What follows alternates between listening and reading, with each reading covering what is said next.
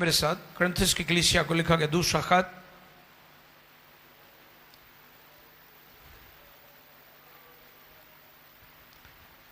Second कुरिन्थियों, दूसरा कुरिन्थियों और उसका चौथा बाब, उसकी पहली 4 वर्सेस हम तिलावत करेंगे जी। मुकद्दस कलाम में लिखा है, पर जब हम पर ऐसा रहम हुआ, जब जी, पर जब हम पर ऐसा रहम हुआ कि हमें ये खिदमत मिली, तो हम हिम्मत नहीं हारते, बल्कि हमने शर्म की पोशीदा बातों को तर्क कर दिया और मक्कारी की चाल नहीं चलते, ना खुदा के कलाम में आमेज़िश करते हैं, बल्कि हक जाहिर करके खुदा के रूबरू हर एक आदमी के दिल में अपनी नेकी बिठाते हैं। और अगर हमारी खुशखबरी पर पर्दा पड़ा है तो हलाक होने वालों ही के वास्ते पड़ा है जी। यानी उन बेईमानों के वास्ते जिनकी अक्लों को इस जहान के खुदा ने अंधा कर दिया है, ताकि मसीह जो खुदा की सूरत है उसके जलाल की खुशखबरी की रोशनी उन पर ना पड़े। मुकद्दस कलाम के पढ़े, सुने, समझे और कबूल किए जाने पर खुदावंद की इलाही बरकत सब कहें आमीन। अजीजों, दूसरी आयत मेरे मज़मून की तरफ ज़्यादा उसको हाईलाइट कर रही है, जिसमें पौलुस रसूल ने कहा, बल्कि हमने शर्म की पोशीदा बातों को तर्क कर दिया और मक्कारी की चाल नहीं चलते, ना खुदा के कलाम में आमेज़िश करते, बल्कि हक जाहिर करके खुदा के रूबरू हर एक आदमी के दिल में अपनी नेकी बैठाते हैं। दुनिया की हर कौम में उनके ईमान, अकीदे और उनकी अकायद की जो किताबें हैं उसके मुताबिक वो चीज़ों को सेलिब्रेट करते हैं। और जब मैंने वैलेंटाइन डे के हवाले से टीच किया था, आपको पैगाम दिया था, तो उसमें ये बात मैंने कही थी कि हम उसको मानते हैं जिसको हम जानते हैं। हम किसको मानते हैं? जिसको हम जानते हैं। अगर आप किसी चीज के बारे में जानते ही नहीं है, उसकी बैकग्राउंड, उसकी हिस्ट्री, उसकी रूट्स कहां से आई है, आप उसको जानते नहीं, आप उसको सेलिब्रेट क्यों कर रहे हैं? क्यों सेलिब्रेट कर रहे हैं, यह सवाल है। दूसरे अदियान में आप देखें, हर मजहब के अपने अपने अकायद और उनके अकायद के मुताबिक उनके इवेंट्स हैं, त्यौहार हैं, ईदें हैं। वो ईदें सेलिब्रेट करते हैं और वो लोगों को पैगाम देते हैं कि ये ईद हमारी इस वजह से हम इसे सेलिब्रेट कर रहे हैं। जैसे हमारे नजदीक यीशु मसीह की विलादत का दिन, क्रिसमस डे, बहुत बड़ा दिन है। और उससे भी बढ़कर जब वो जी उठा, रेजरेक्टेड लॉर्ड, रेजरेक्शन डे जो है, उसको हम सेलिब्रेट करते हैं। सारी दुनिया जानती है कि मसीही यीशु मसीह के जी उठने, यानी मुर्दों में से जी उठने की ईद मनाते हैं, रेजरेक्शन। और ईस्टर सेलिब्रेट किया जाता है। हम इसके बारे में जानते हैं, हम क्यों मनाते हैं। लेकिन मैं आज ये पैगाम देना चाहता हूं, वो इवेंट कोई वैलेंटाइन डे हो, हैलोवीन हो या कोई और, शायद आप में से बहुत सारे लोगों को हैलोवीन का ना पता हो, लेकिन मैं अपने नाजरीन तक यह पैगाम पहुंचाना चाहता हूं, क्योंकि लोग हमें पाकिस्तान से नहीं बल्कि पूरी दुनिया से देखते हैं, सुनते हैं, बाद में भी सुनते हैं। आप याद रखें कि अच्छे और बुरे फरिश्ते होते हैं। कौन कौन से फरिश्ते हैं? अच्छे और बुरे।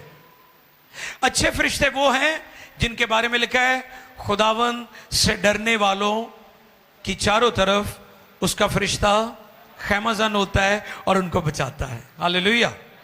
मैंने एक दिन आपके दरमियान खुदा के दाहिने और बाएं हाथ के बारे में बताया था।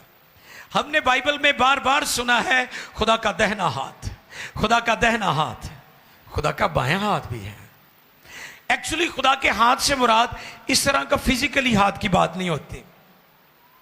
देखो खुदा का हाथ छोटा नहीं हो गया कि बचा ना सके, इससे मुराद खुदा की पावर है, खुदा की अथॉरिटी है, खुदा का इख्तियार है, क्योंकि वो कादर मुतलिक है, ऑलमाइटी गॉड है। इसलिए जब हम कहते हैं ना खुदा का हाथ, गॉड्स हैंड, तो इससे मुराद यह है गॉड्स पावर, हिज अथॉरिटी, उसका इख्तियार, उसकी कुव्वत और कुदरत। तो मेरे अजीजों, वो फरिश्ते जो खुदा की ताबे फरमानी करते हैं, वो फरिश्ते अच्छे फरिश्ते हैं। एक और ग्रुप ऑफ एंजल्स है, फरिश्तों का एक और ग्रुप है। वो कौन से? गिराए हुए फरिश्ते। कौन से फरिश्ते? Fallen angels. फॉलन एंजल्स, वो फरिश्ते जिन्होंने बगावत की, नाफरमानी की, वो फरिश्ते लोगों को गुमराह करते हैं। कलामी खुदा में लिखा है यूहन्ना 10:10 में, चोर नहीं आता मगर चुराने, हाँ जी, चोर नहीं आता मगर चुराने, मार डालने और हलाक करने। यीशु मसीह ने कहा मैं इसलिए आया कि वो जिंदगी पाएं और कसरत से पाएं। हालेलुया। चोर आपको तोहफा तो नहीं ना देने आता। कोई ऐसे चोर हो, आपने देखा हो, घर आया हो, वो कहे जी मैं तो लिए तोहफा लेके आया। कभी ऐसे हुआ है? तो फिर आप इब्लीस से कैसे तवक्को कर सकते हैं कि वो अच्छा काम करेगा आपके साथ? वो हमेशा आपके साथ बुरा करेगा। और वो ऐसा चोर है, वो आपका सुकून भी चुराता है, वो आपकी नींद भी चुराता है, वो आपकी निजात पर सबसे बड़ा अटैक करता है। और जब ये पैगाम मेरे सामने था तो ये बात मेरे सामने आ रही थी कि इब्लीस इस बात में ज्यादा दिलचस्पी नहीं रखता कि आप गरीब हो जाएं।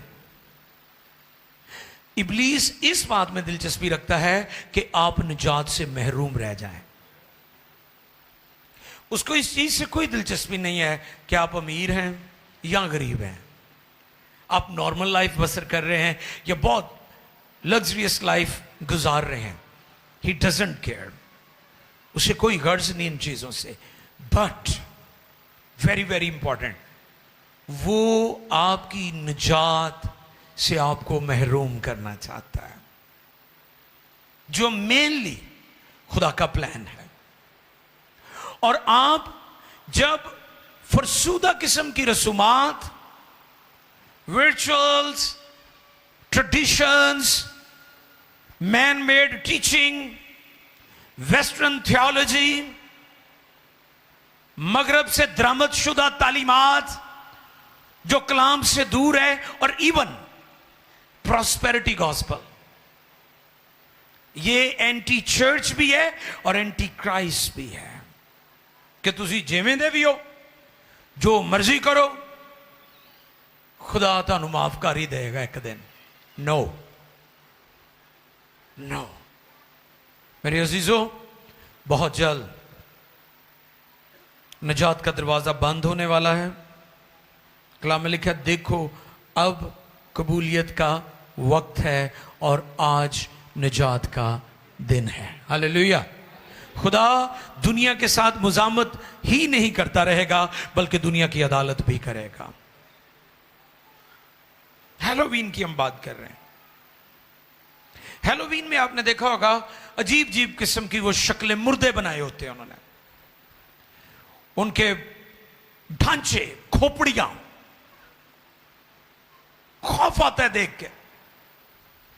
ये क्या है? कहां से ये इवेंट्स आ गए हैं? ये कहां से तालीमात आ गई? और कई लोग जो इसको चर्च के साथ जोड़ने की कोशिश कर रहे हैं।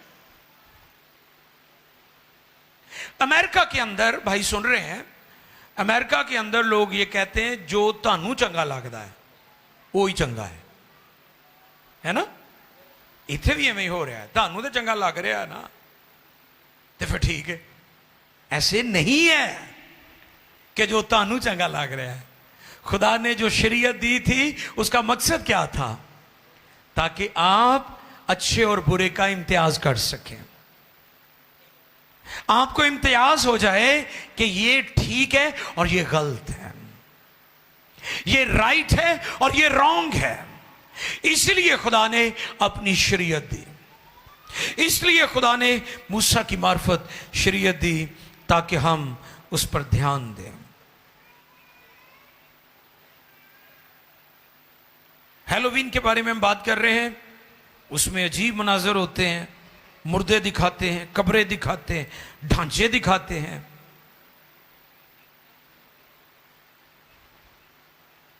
ऐसे कामों से हमने खुद भी बचना है और अपने बच्चों को भी बचाना है। बच्चों को कैसे बचाना है? आजकल दिया मावा ने चंगा आसान काम सभ्या है। उन्होंने मोबाइल फड़ा देंदी है, गेम ला के, कार्टून ला के। और मैंने पिछले दिनों भी बताया था कि यहूदी आप नहीं अपने न्याणियां को कार्टून वहांदे, साढ़ियां नूं लाता है उन्होंने। सुन रहे मेरी बात को? अपने नहीं वहांदे हो, उन्होंने साढ़ियां जो लाता है। यहूदी बच्चे कार्टून नहीं देखते, क्योंकि अगर आपके बच्चे कार्टून देखेंगे तो वो आइडलाइज करेंगे उस कार्टून को, उसकी तरह वो काम करेंगे। हालांकि स्पाइडरमैन कोई चीज ही नहीं है। तुसी मैनू है PMI की बिल्डिंग 3 मंजिला ते चढ़ के बाहरों वाओ भला, ये कोई हकीकत नहीं है। हैरी पॉटर जादू की दुनिया है, मूवीज बनी हुई हैं, लोग मजे मजे से उनको देखते और बच्चों को भी दिखाते हैं, और बच्चे उसी तरह की ख्याली दुनिया में गुम हो जाते हैं। तो सवराती दुनिया, इमेजिनेशन, ख्यालों की दुनिया, तस्वुरात की दुनिया। और आप अपने बच्चों की जिंदगी में कौन सा बीज बो रहे हैं?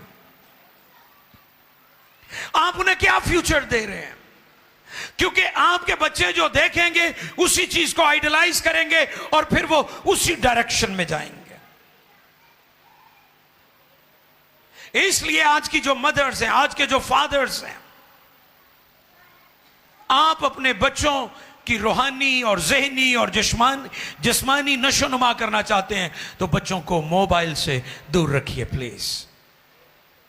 जदीद मेडिकल और साइंस कहती है कि जितना ज़्यादा आप अपनी आंखों से और मोबाइल को देखेंगे, फोकस करेंगे, आपका दिमाग जो है वो सिकुड़ना शुरू हो जाएगा, सिकुड़ना शुरू हो जाएगा। तो दिमाग ही तो तुहाडे कोल हैगा, होर की है। इस पर पहले भी मैंने बताया था कि बरतानिया का एक छोटे कद का प्राइम मिनिस्टर था। तो किसी सहाफी ने पूछा कि आप तो ग्रेट ब्रिटेन है, दुनिया की अजीम कौम है, सुपर पावर है, पूरी दुनिया पर रूल किया आपने प्राइम मिनिस्टर छोटे कद का ले लिया, वड्डा नहीं लब्बा, नहीं को लब्बा। मैं कि शुक्र है कोई पाकिस्तानी नहीं, उन्हें कहना नहीं वड्डे ते गिट्टियां दी अकल च हुंदी है, वो गिट्टियां च अकल हुंदी है। वो कोई लंबा हो ना कहते लंबे तो गिट्टियां अकल हुंदी है। इस तरह अपनी लोगों ने गल्लां बनाई, हालांकि ऐसा नहीं है। उन्होंने कहा कि बरतानिया के लोग, ग्रेट ब्रिटेन, किसी की विजडम का, किसी की काबिलियत का, किसी की जहानत का अंदाजा गर्दन से नीचे नहीं लगाते, बल्कि गर्दन से ऊपर वाले हिस्से से उसकी विजडम का अंदाजा लगाते कि दिमाग कितना के काम करता है। अगर आपके बच्चों के दिमाग ही कब्जे में आ गए इब्लीस के, शैतान के, इन फरिश्तों के, जो चीजें आप उन्हें दिखा रहे हैं, जो चीजें जिनको वो आइडलाइज कर रहे हैं, आपकी नस्ल, आपकी आने वाली जो जनरेशन है वो तबाह बर्बाद हो जाएंगे। अफसोस, टेक्नोलॉजी के लिए हम खुदा का शुक्र करते हैं, लेकिन हर चीज की एक लिमिट होनी चाहिए। आपकी लाइफ में लिमिट होनी चाहिए, क्योंकि हम चीजों को, उनकी जो क्रेज होता है हमारे अंदर, जो तिश्न, उसकी इंतहा को हम चले जाते हैं।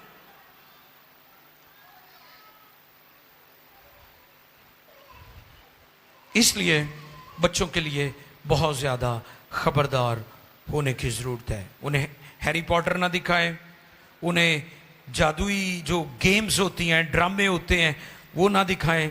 आपके बच्चों की ज़िंदगी में ये कड़वा बीज चला जाएगा।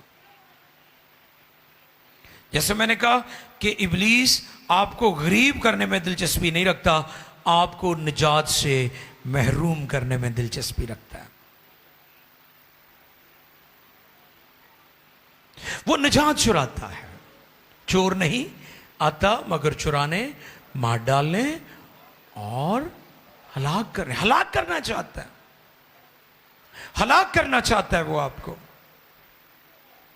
और कलाम खुदा में लिखा है, इफ्सियों के खत में पौलुस रसूल कहते हैं, हमारी लड़ाई खून और गोश्त की नहीं है, बल्कि शरारत की उन रूहानी फौजों। अच्छा गौर करो, अब थोड़े और जरा कॉन्शियस हो जाए जो बात करने जा रहा हूं। आपकी लड़ाई इब्लीस की एक बदरू के साथ नहीं है। फौज नहीं लिखा यहां पर, फौजों, फौजी नहीं लिखा यहां पर, फौजों। फिर गौर करें जो बात मैं करने जा रहा हूं, यहां पर फौजी नहीं लिखा, फौजों। यानी उसकी बहुत सारी फौजें हैं,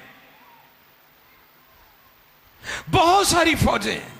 जैसे हर मुल्क की एक बड़ी फौज होती है, एक नेवी होती है, एक एयरफोर्स होती है, उसके अलावा रेंजर्स होती है, उसके बाद वो लीवी वाले होते हैं, फिर उसके बाद मलेशिया, और बहुत सारी फोर्सेस होती हैं।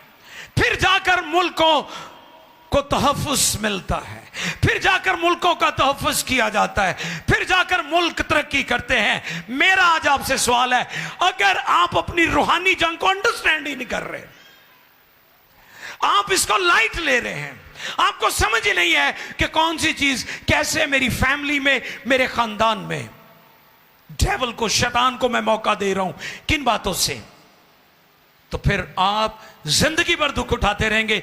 कभी शैतान, बदरूहों का, इब्लीस का और गिराए हुए फरिश्तों का मुकाबला नहीं कर सकते। आपकी लड़ाई किसी एक फौजी के साथ नहीं है, फौजों के साथ है।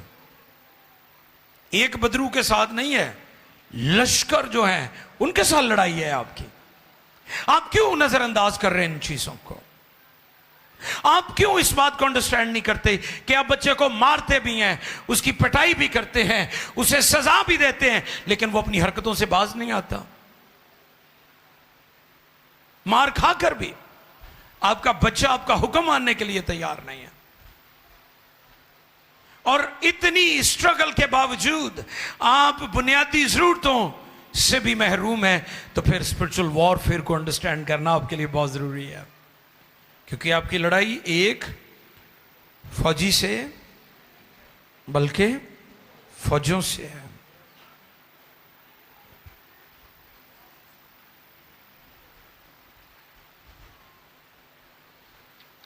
चौथी आयत जो हमने मरकजी हवाला पढ़ा था, उसमें शैतान का एजेंडा भी वाजे किया गया है। चौथी आयत पढ़ें जी शर्जिल साहब, दूसरा ग्रंथियों चौथे बाब की चौथी आयत। यानी उन बेईमानों के वास्ते, हाँ, यानी उन बेईमानों के वास्ते जिनकी अक्लों को इस जहान के खुदा ने अंधा कर दिया। अब अंधे जब हो गए तो फिर जो मर्जी करी जान। अगर एक शख्स रूहानी तौर पर ब्लाइंड है, स्पिरिचुअली अगर वो ब्लाइंड हो चुका है, अंधा हो चुका है, साइट खो चुका है, नजर गवा बैठा है, तो जो मर्जी किए जाएं आप उसके सामने, जो मर्जी करते रहे आप। लोगों को आज इस वजह से समझ नहीं आ रही, उनकी रूहानी आंखें बंद हो चुकी हैं, वो अपनी रूहानी जंग को अंडरस्टैंड करने से, वो जो है उनकी प्रॉब्लम है कि वो इसको समझते नहीं है। क्या किया है उसने? अंधा कर दिया, अंधा कर दिया, ताकि मसीह जो खुदा की सूरत है, उसके जलाल की खुशखबरी की रोशनी उन पर ना पड़े। हाँ, इब्लीस उतनी दिलचस्पी आपके गरीब होने में नहीं रखता जितनी ये कि आप पर मसीह का जलाल जाहिर हो। वो चाहता है कि कि आप तक मसीह की रोशनी ना पहुंचे, आप मसीह के साथ अपना मिलाप, अपना ताल्लुक कायम न कर लें, उस पर आपका जहन, ध्यान, तवज्जो ही ना जाए, हो रोर कमज पे रहो, स्ट्रगल करते रहो सारी जिंदगी। इसलिए हमें इब्लीस की मक्कारी और फ्रेब और उसके धोखे को अंडरस्टैंड करना बहुत जरूरी है। इब्लीस के बारे में मैंने पहले भी बताया था, उसने तो हमारे खुदावंद यीशु को बार बार मारने की कोशिश की थी, क्योंकि चोर है, चुराता है, मार डालना चाहता है, हलाक करना चाहता है। देखिए मरकस 4 बाब की 35वीं आयत मुकद्दसा से हम इस हवाले को पढ़ेंगे। मरकस 4:35।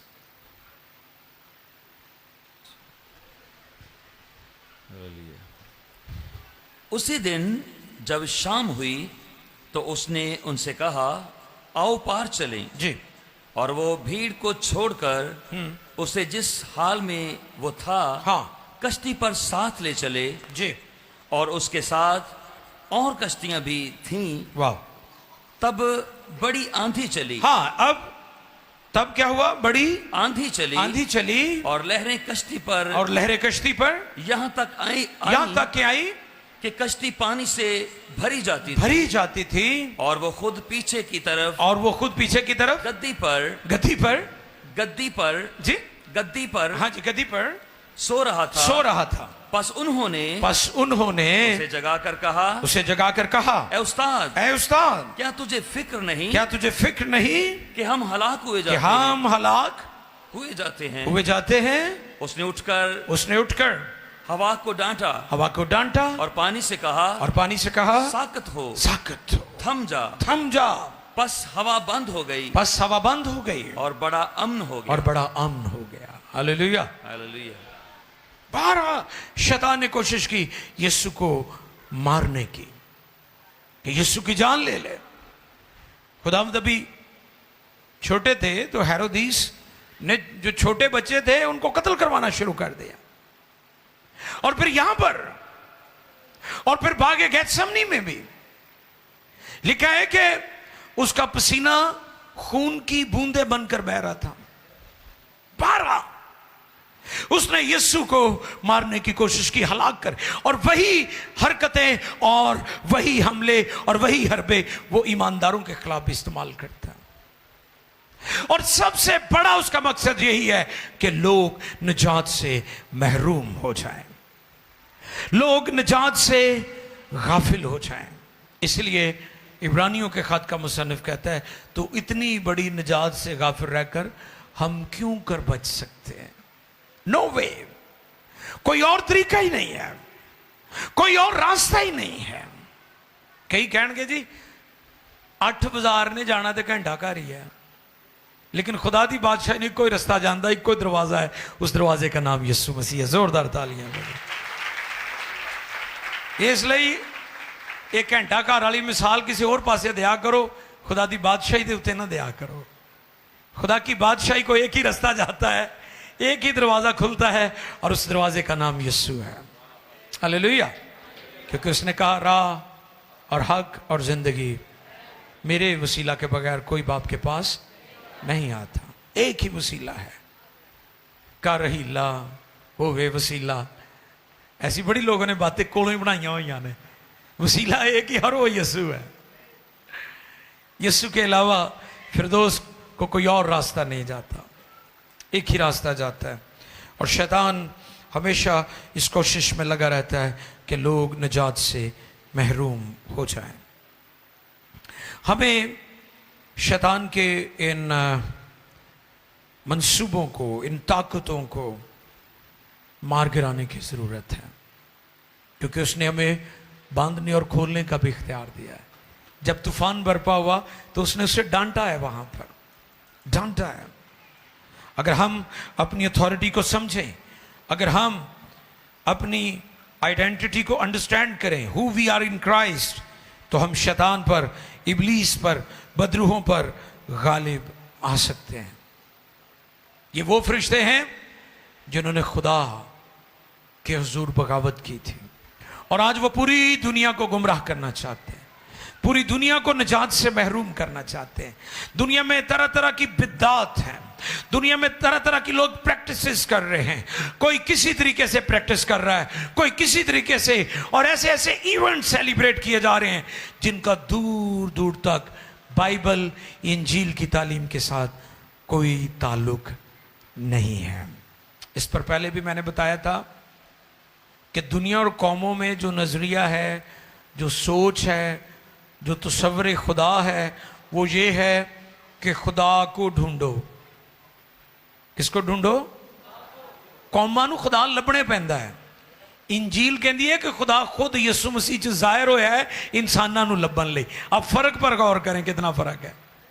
कौमें कहती हैं खुदा को ढूंढो, इंजील कहती है कि खुदा ढूंढने आया है, इब्ने आदम खोए वो को ढूंढने और निजात देने आया है। हालेलुया। ये इंजील है। इंजील का मतलब ही खुशखबरी की खबर है, गुड न्यूज है। तो आज शाम आपके लिए मेरा पैगाम है, आप उसको सेलिब्रेट करें जिसको आप जानते हैं, जिसके बारे में आप जानते हैं, जिसको जानते हैं उसको मानते हैं, जिसको जानते हैं उसको मानते हैं और उसी को मनाते हैं। इसलिए वो कोई इवेंट हो, हर चीज को चर्च के अंदर ना ले आए। आखिरी बात करना चाहता हूं, चर्च वो कश्ती है जो पानी में है। अगर ये पानी में है तो कश्ती महफूज है, और अगर पानी कश्ती में आ गया तो फिर कश्ती डूब जाएगी। अगर हम बिद्दतों को मौका देते हैं, बिद्दतों को सेलिब्रेट करते हैं, तो हम इस कश्ती में सुराख कर रहे हैं और ये पानी से भर जाएगी और डूब जाएगी। आप दुनिया में हैं, चर्च दुनिया में है, लेकिन दुनिया चर्च में नहीं होनी चाहिए। चर्च की अपनी एक शनाख्त है, कलीसिया की अपनी एक पहचान है, कलीसिया का अपना एक रंग है, कलीसिया की अपनी एक खुशबू है। उस लौंडी ने कहा पतरस को, तू भी यीशु के साथ है। जब उसने इनकार किया तो उसने कहा, तेरी बोली यीशु जैसी है, तेरी बोली। अब जब भी बोले यीशु की तरह बोले, ताकि आपकी बोली में यीशु की खुशबू है। वो मसीह का है जिसमें मसीह की खुशबू आती है। वहां पर लिखा है, उसने कहा जिस्म पहलोठे का है लेकिन खुशबू पहलोठे की नहीं है। अगर आप चर्च हैं तो आप दुनिया नहीं है। चर्च मिली जुली भीड़ नहीं है, चर्च मिली जुली भीड़ नहीं है, चर्च पाक लोगों की जमात है।